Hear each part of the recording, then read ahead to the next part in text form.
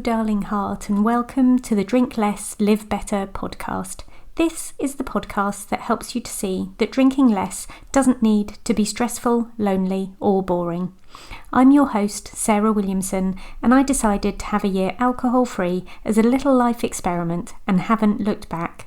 With my experience and training, I now help other women with their alcohol-free or drink less adventures.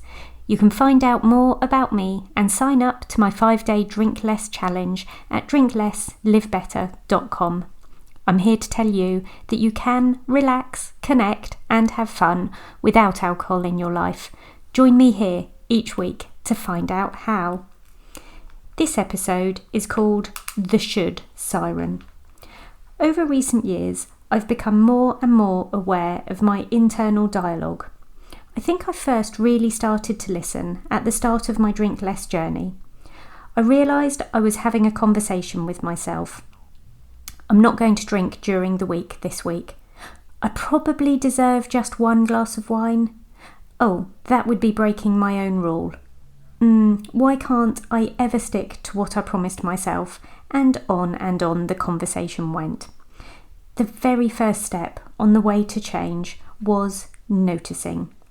It was bringing awareness to the ongoing internal chat, and once there was awareness, I was able to question it. How kind and compassionate is that voice in my head? Would I speak to a friend like that? Is that voice even correct? Once I had a first level of awareness and was able to notice some patterns, 2 words that kept popping up over and over again were should and shouldn't. They featured so damn regularly. I shouldn't be drinking this. I should be getting up early tomorrow. I shouldn't go out on a Friday and a Saturday night. I should spend some more time playing with my kids.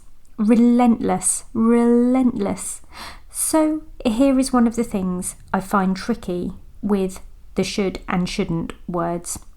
Whenever I use them, I know there is an implied negativity.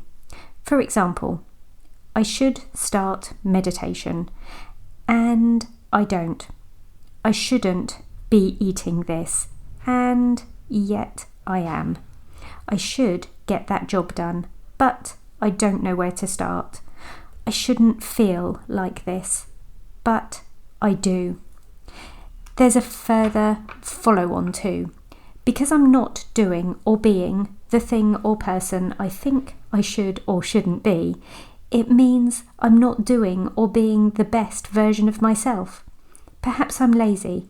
Perhaps I'm not motivated enough. Perhaps I'm not even functioning like a proper human being. So I've identified the should alarm or the should siren. Whenever I hear it in my head, I pause to question it. What's a better way?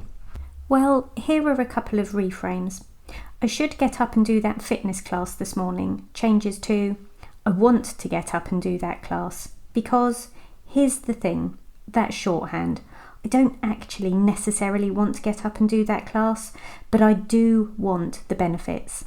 Feeling strong, feeling accomplished, knowing I'm looking after myself physically. I focus on how the activity fits with my values. I should record my podcast this morning changes to I get to record my podcast this morning.